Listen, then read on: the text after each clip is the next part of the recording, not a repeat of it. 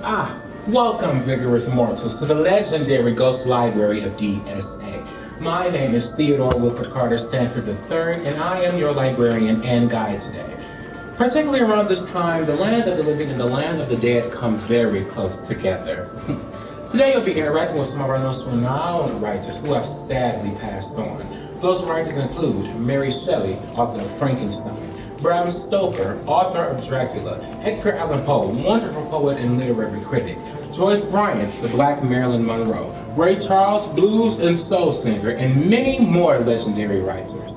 During these interactions, you'll be able to ask a series of questions, but please, keep them respectful and do not remind them that they are dead. If you do feel the burning desire to, please, gather yourself accordingly so I don't have to. When you're done with your interaction with one ghost, please feel free to visit another.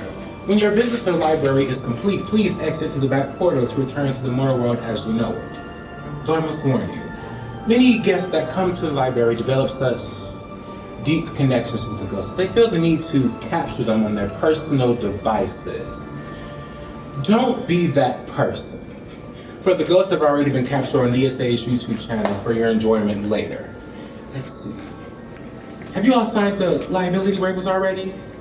Yeah, because we're not responsible for any injuries, death, or blue. You should be fine. Let's enter, shall we?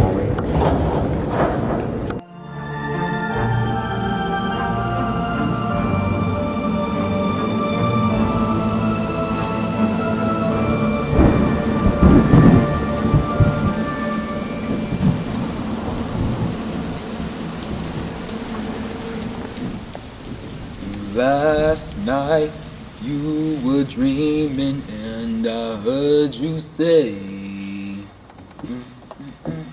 Ooh, Johnny. when you know my name is Ray, that's what I believe. Hey there, brothers and sisters. I really couldn't see you. Just rehearsing for my big performance. I'm so successful that if my mama could see me, she'd have a heart attack.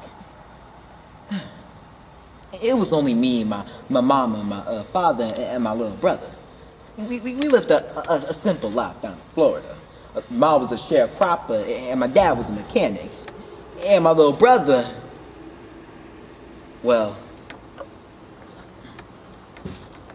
look, I know why y'all here. And you know I like to joke around a little. But after my brother's death, I was changed. He died drowning in the laundry tub, and I just watched. Stood there like a statue. He was struggling, but I just watched. I can remember my mama's face, screaming and sobbing as she carries my brother's dead body into our cabin. Sorry about that, y'all. Lost my thoughts. After my brother's death, I slowly started going blind. The whole world went dark by the time I was 7. See, the doctor said it was a glaucoma, but anyways, after that, my mama enrolled me in school for the deaf and blind, where I start playing the piano and some other instruments. But Pa died when I was 10, and Mom died 5 years later. At the age of 15, I was alone. I was forced to leave the school, and the only thing I had left was music. So I decided to move down to Seattle and start performing with the different musical groups and made my first ever song, Confession Blues, with a little help from the Backson Trios. See, being blind and all, I was surprised to hear that my song was soaring like an airplane, right? We're right into the second spot of the R&B Billboard chart. A great kickoff to my career. Over the years, I started to release more songs and make more hits that I'm pretty sure you know of, like Hit the Road, Jack, I Got a Woman, Unchain My Heart, George on My Mind, and a lot more. See, the song I love to play is Georgia on My Mind, but the fans love to hear Hit the Road Jack. During my career, I experimented with different styles of music and took some musical inspirations from my fellow brothers, Nat King Cole and Charles Brown. I won 5 Grammys, 5 Grammy Awards for a little blind boy from Florida. See, every time I step onto that stage, I can just tell that the audience is with me. But you know, my life ain't all that glorious. The last few years I've done things I'm not really proud of. I spent too much time at the bottom of the bottle and putting poison to my body. Both of my marriages ended only a few years later because of the choices that I've made. Mama, if you can hear me, I'm so sorry. I know you can be disappointing your little boy, but if there's one thing that you ever taught me, it's to never let your problems get away with your success. But enough about me. Y'all got any questions? Hello there. Please pardon the mess. I'm not used to having company nowadays. Once I get things together, I'll tell you about myself, yes? That is why you're here. My name is Bram Stoker. I was born 1827 to my mother, Charlotte, and my father, Abraham, in Clontarf, Dublin.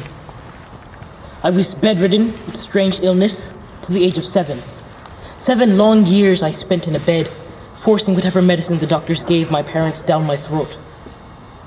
Then, one day, through some strange miracle, I made a complete recovery. Can you believe that? The doctor said I wasn't supposed to live past 10 years old. And here I am now.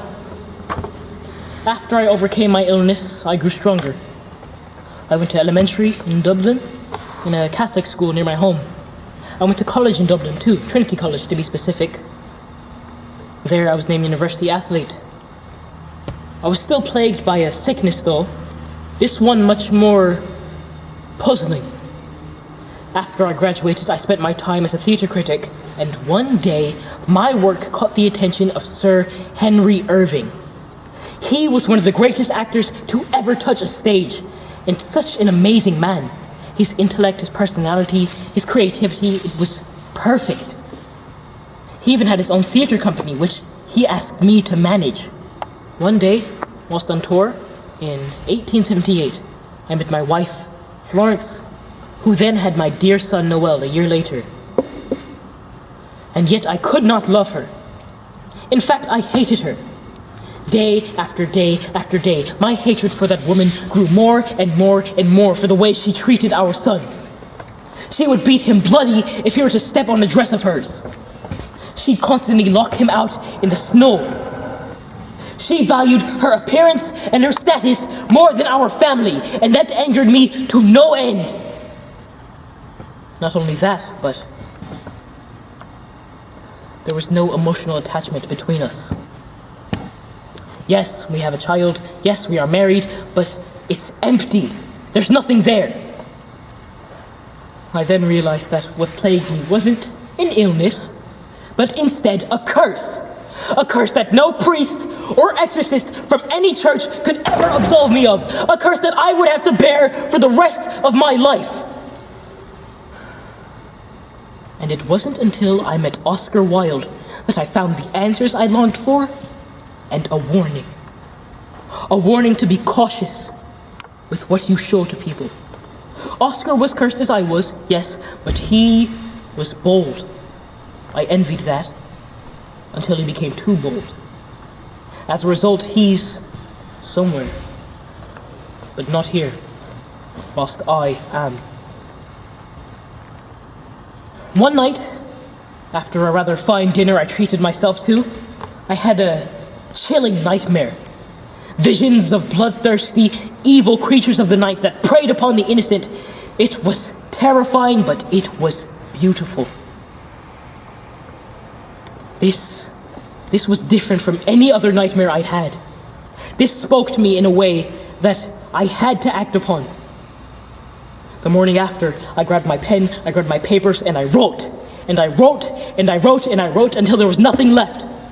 My rage, my fears, my desires, my woes, everything that I was went on those papers. Those papers got turned into a book that was a personification of my curse. The creature I dubbed Dracula. With that out of the way, what questions do you have for me?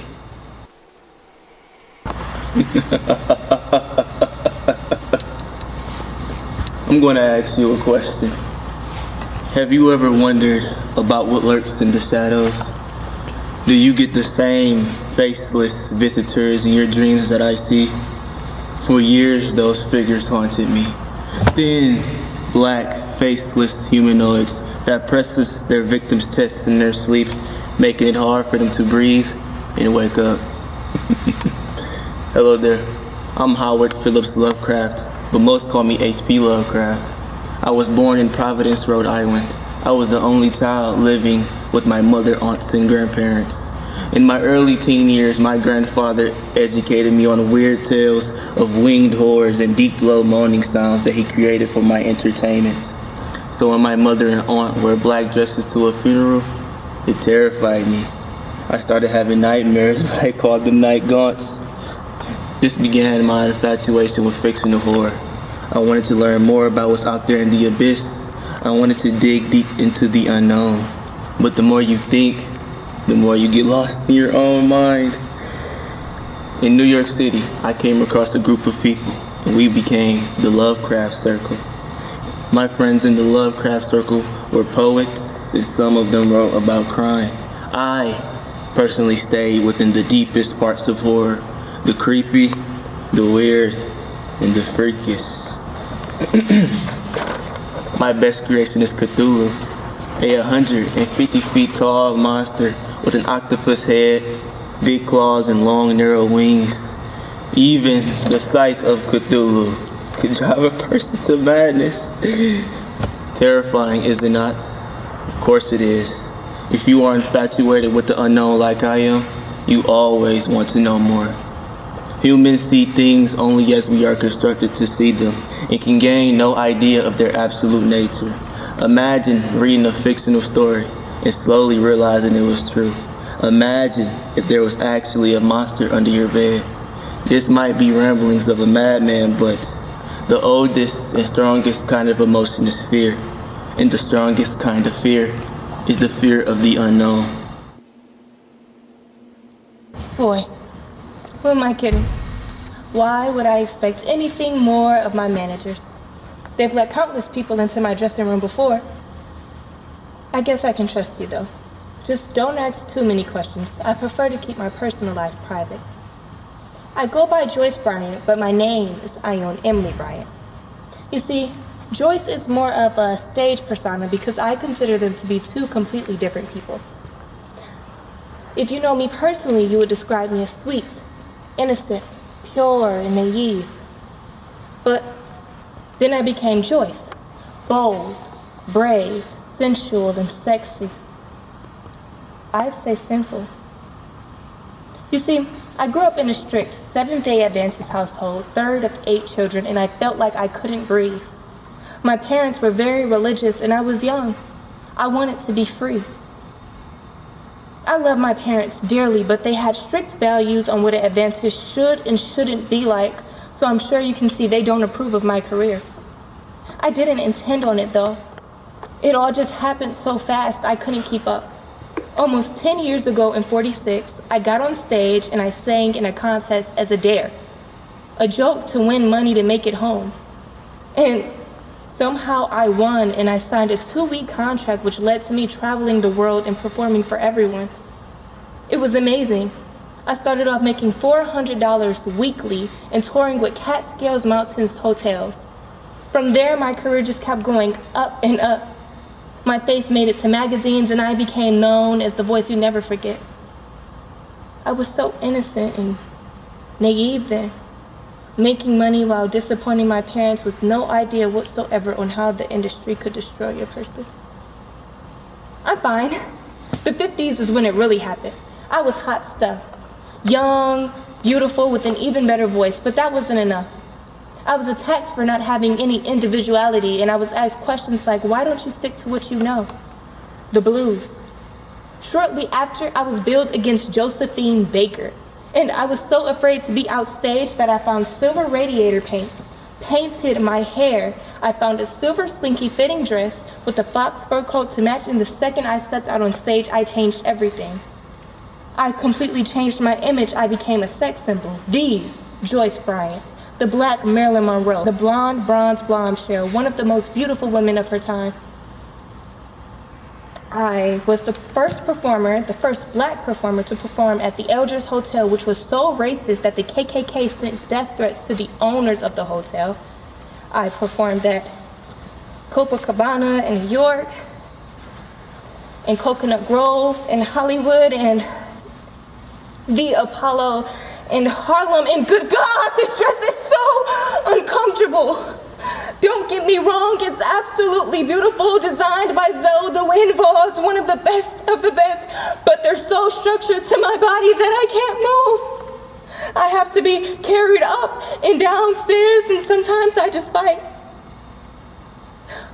I'm gonna let you in on a little secret. I quit. Tonight is my last night performing. I've been overworked and abused, and I don't even know how you found your way into my dressing room, because the last time someone wandered in here, I was assaulted because I refused to have sex. But you'd think that after I was assaulted, that they would at least pretend to care. Of course not. I'm just another colored woman with boobs and a voice to make money for the white man. My hair has grown damaged from all this paint, and don't tell anyone, but sometimes I have to wear wigs. My voice is broken, I have notes, and nobody cares.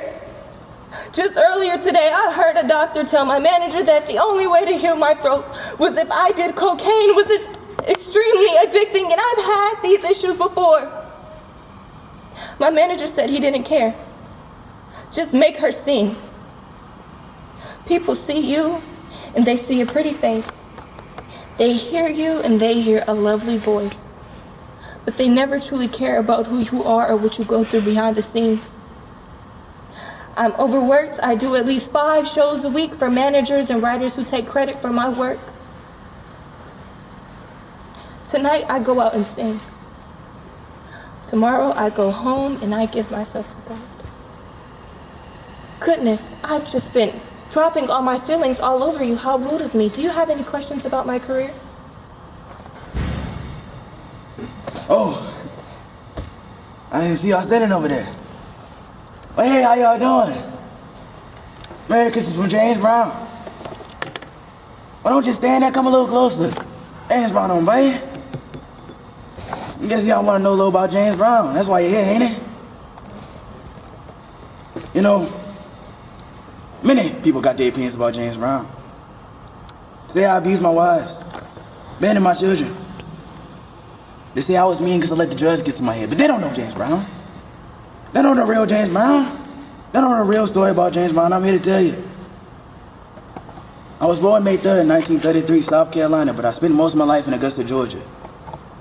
My life wasn't all that good. I had an abusive father. He abused me and my mother. My mother and my father used to argue almost all the time, day and night, and having a 5-year-old kid to put food in their belly wasn't no good, so my mama left.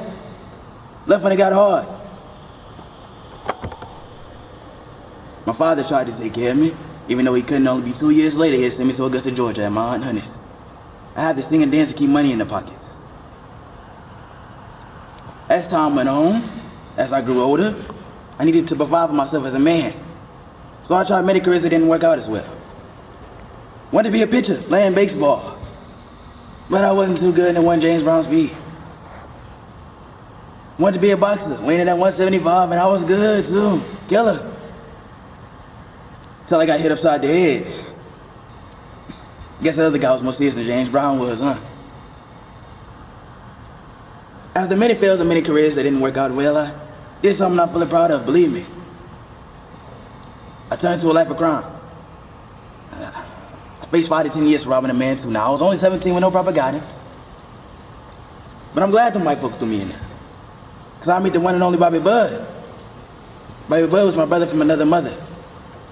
Him and his family brought me in by overseeing my parole, and we've been close ever since. He introduced me to a gospel group. He sung the gospel with me. We all got together to sing the gospel.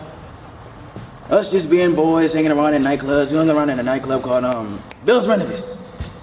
Us being there, we crossed paths with the one and only Little Richard. And he sung so good, we gave up gospel singing right there and performed Cowdellian that same night. Then church, I named to the Famous Flames. Recorded our first hit song at the WRBB called Please, Please, Please. Tom Scott King got the record. I was very impressed by my vocals and the Famous Flames, of course. Tracked us down, signed us to a contract deal. Now the more and more famous the Famous Flames got, they said, James Brown guy. Wanted to make James Brown a driving force by himself. Wanted to make James Brown solo. That is on, instead of the Famous Flames, they wanted it to be James Brown and the Famous Flames. Got a good ring to it, don't it? Long story short, they wasn't going for it, so they up and quit. They left. Left when it got hard. Left because of a name. Business deal. Business opportunity. Guess they ain't know what was good for business. You know, all them times people left me for money, disagreements, and all that other stuff. Bobby Bud was right there. Didn't leave my side. Till he said I pushed him too far. But that's okay. Because James Brown ain't need him. James Brown don't need nobody. You know, everybody want to use James Brown. They want to take and squeeze me dry until I can't give no more, then they want to leave. You want to use James Brown, go ahead, but you won't get far. I just get better and better. Oh, hello. My name is Mary Godwin Shelley. And who might you be? Oh, you might know my husband, Percy Shelley, romantic writer and poet. Well, I have a secret. I'm also a writer. You may know my book, Frankenstein. You may even think it's my husband's. People always think it's my husband's because I am a young woman, so I can't write a book that can crawl in someone's mind and make them think of the dead, but it's my nightmare of an idea that makes people's skin crawl. My husband was lovely, but it is mine. Most people that come to visit want to hear about him. What about me? Today, you will get to know me. Me. William Godwin, my father, was a great writer. So even though I didn't go to school, I did learn how to read and write. At a young age, I found a love for writing. My mother's grave was my favorite place to write at a young age. The safest place. My father sent me abroad to Scotland, and it was when I came back that I met Percy, the love of my life. But you've already heard his story. Years later, I went to give Percy a gift of life for loving me. But my children were never warm, they were always cold. I had to rub them by the fire. But when I awoke, there was never a baby to be found.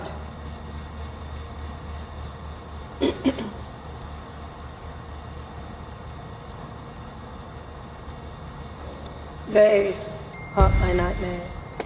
They are the reason I found my Frankenstein. My Frankenstein that came back with a spark. My husband lost his spark when the water took over his body and took his ability to breathe. When he drowned. In Frankenstein, I wrote, "There's nothing more painful to the human mind as a great and sudden change." Percy changed my life. So did Frankenstein. Frankenstein was me, scared and alone, everywhere he went. Not long after, I lost Lord Byron, a friend of mine. It hurt to have my husband's heart so close to me to where I write and not hear a beat. Now I am truly alone in this world. I have no one. I'm all alone. Don't give me that sorrowful pity look.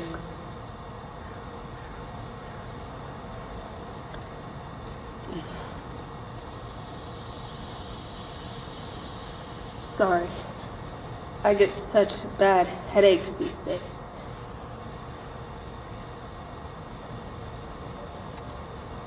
Well, you came here to talk too, didn't you? Been talking for so long. Do you have any questions? How's it going?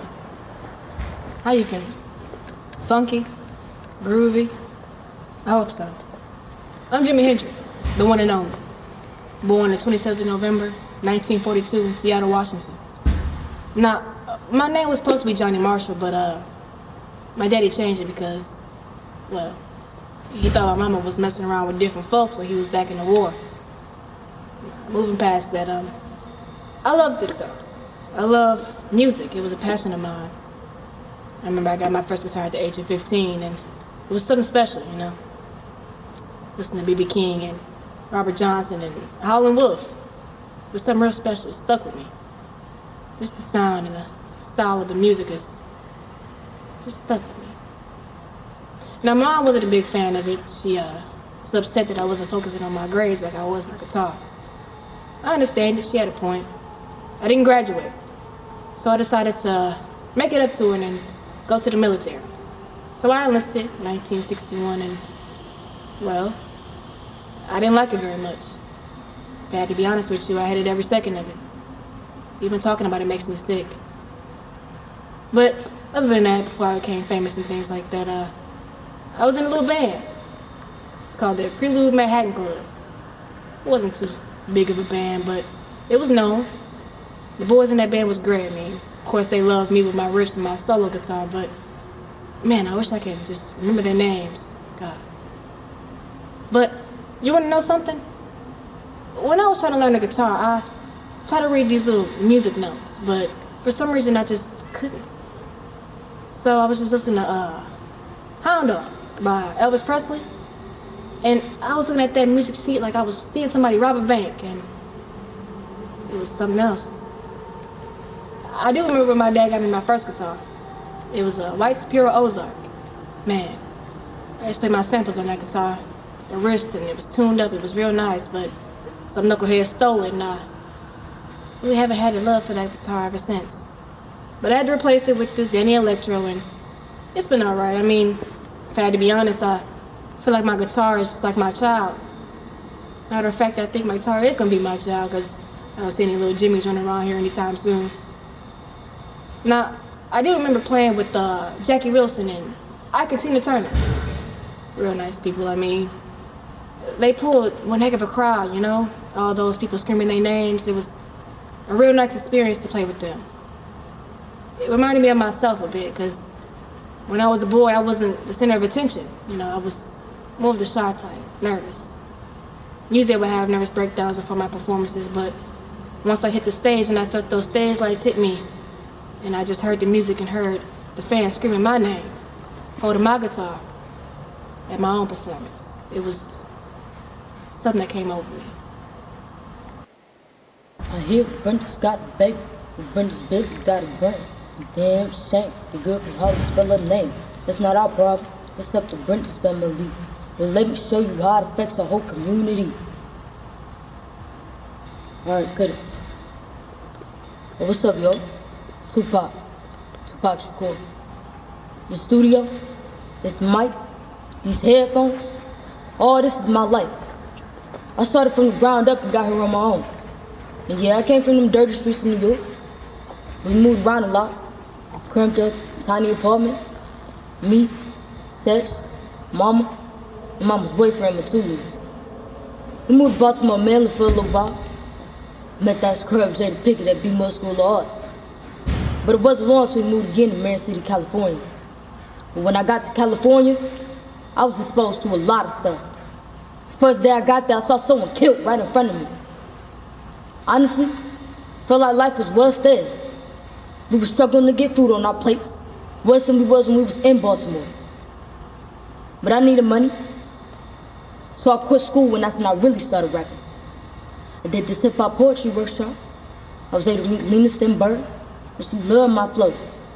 Next thing you know, linked up with the guy managing Digital Underground, I got an audition. Started going on tour with Digital Underground, and man, it was crazy. But I'd be lying if I said life didn't get crazy. Tour was over.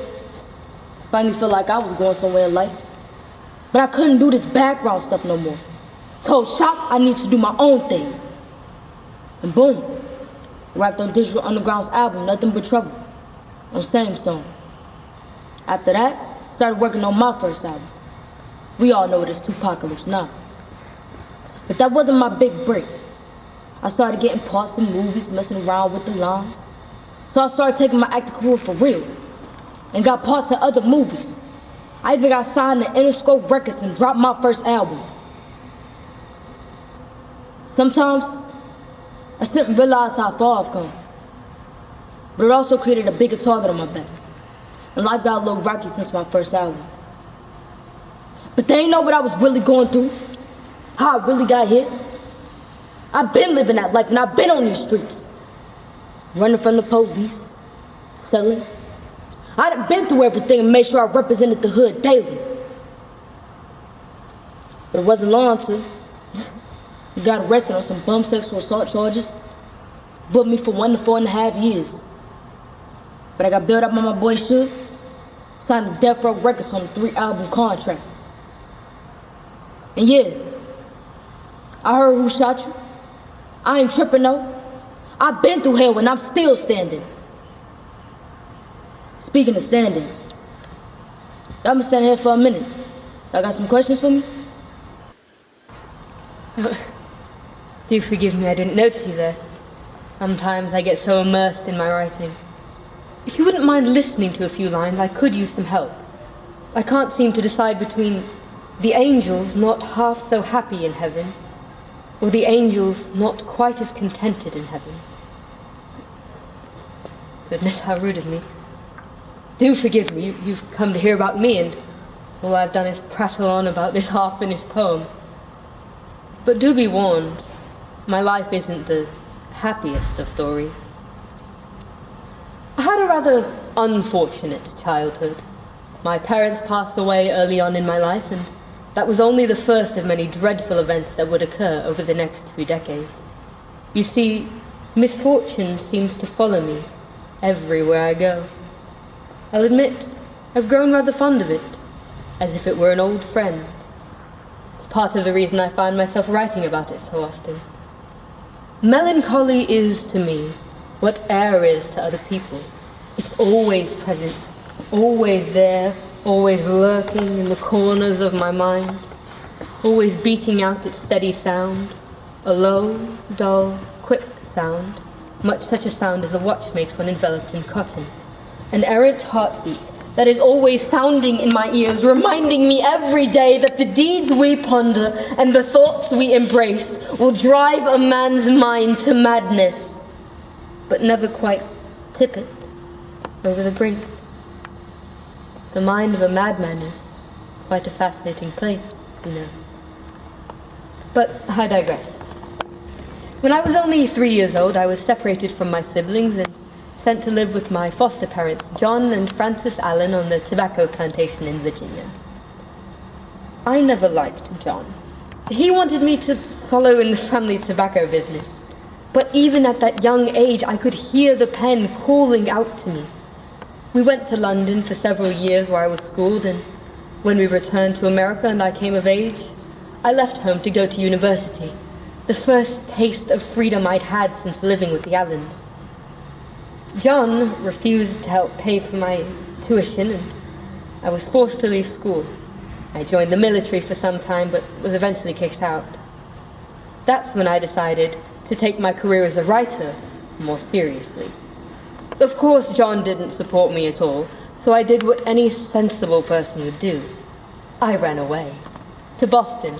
That's where I live now with my wife, Virginia. I've written and published several poems and stories such as Tamerlane, The Gold Bug, The Telltale Heart, The Raven. I've been trying to make a living as a poet and a writer, but it isn't easy. Still, I can't give up. There are still so many unanswered questions, so much left to wonder about and explore. If I could crack even one of life's secrets, answer some of the questions that burn in my mind and keep me from my rest at night, I might be satisfied. Well, traveller, is there any question or idea you wish to ask of me? Assalamu alaikum, brothers, sisters, friends, and I think I see some enemies. As a matter of fact, I think we'd be fooling ourselves if we were an audience of this size and didn't believe that there were some enemies present.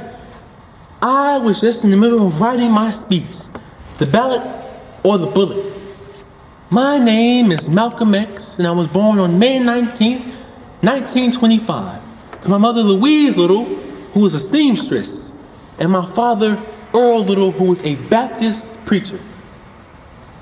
Brothers and sisters, my childhood was indeed not easy. At the age of 6, my father was murdered, and at the age of 13, my mother was sent to a mental institution. And 2 years later, I quit school. Dropping out of school with no education, brothers and sisters, I moved to Boston, finding work on the streets as anything I can think of.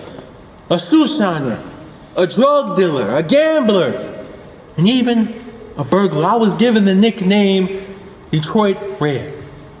At the age of 25, I was arrested for burglary and sentenced to 8 years in jail. There in jail, I realized I wasn't on the right path and began taking a political and religious stance for my people. While in that cell, my brother Filbert sent a letter saying that he and some other members of the family converted to the Nation of Islam, a program to help African Americans. I wrote 25 drafts of a one-page letter to Elijah Muhammad and accepted my letter along with a $5 bill. I was released from jail in 1952. He began working on the instruction of Elijah Muhammad. It was there that I abandoned my slave name. It became Malcolm X, the X being a symbol of my unknown African name. Now, at that time, brothers and sisters, Dr. Martin Luther King preached the message of nonviolence. And I believe the problem with that message, brothers and sisters, today is that it is criminal to teach a man nonviolence when he is the constant victim of brutal attacks. Because there is nothing in our book, the Quran, that teaches us to suffer peacefully. Because if whites get the impression that all Negroes endorse this old, turn the other cowardly philosophy of Dr. Martin Luther King, then whites will make the mistake of putting their hands on some black man thinking that he's going to turn the other cheek. But that won't happen, brothers and sisters, because as the African American race, we want freedom. And you can't have peace unless you have freedom. Because no fear, brothers and sisters, no fear whatsoever of anybody or anything. I am a man who believes that I died 20 years ago. And I live like a man who was dead already. As a matter of fact, brothers and sisters, I'm not even afraid of your questions. So go ahead, fire away.